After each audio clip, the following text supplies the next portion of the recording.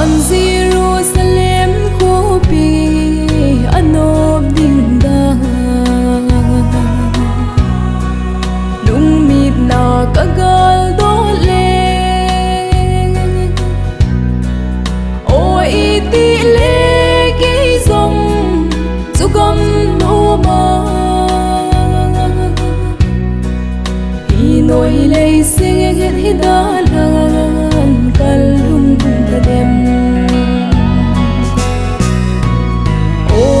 phat le ni kho ki hei loi hen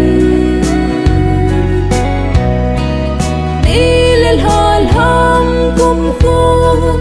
ki hei loi yo pa kai sim sa na ko pi no machun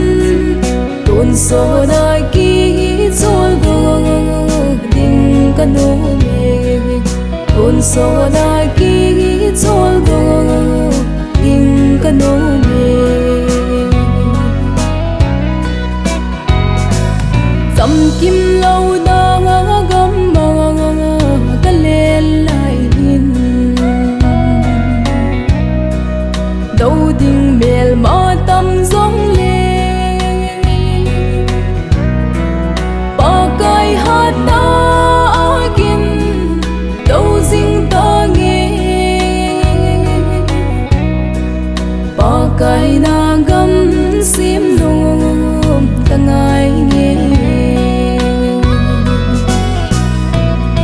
o phat le ni kho ki hei loi hen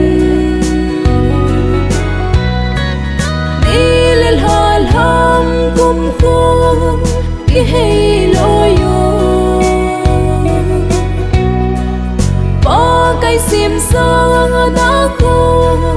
pi no machun tun so na ki chol go ding kanu me tun so na ki chol go ding kanu me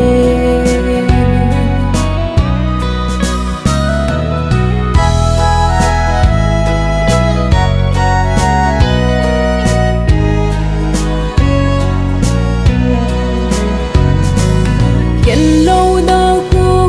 biết dù có luôn tiếng lệ ba cây và dây đã lá nghe tung kinh ngay to thôn ba cây và dây đã là chim tí này lâu ba cả sa dinh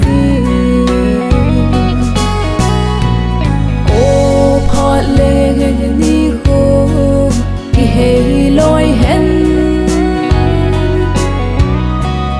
ni lel hal ham kum kho ki hei loi yo pa kai sim sa na kho pi no machun tun so na ki chol go ding kanu me tun so na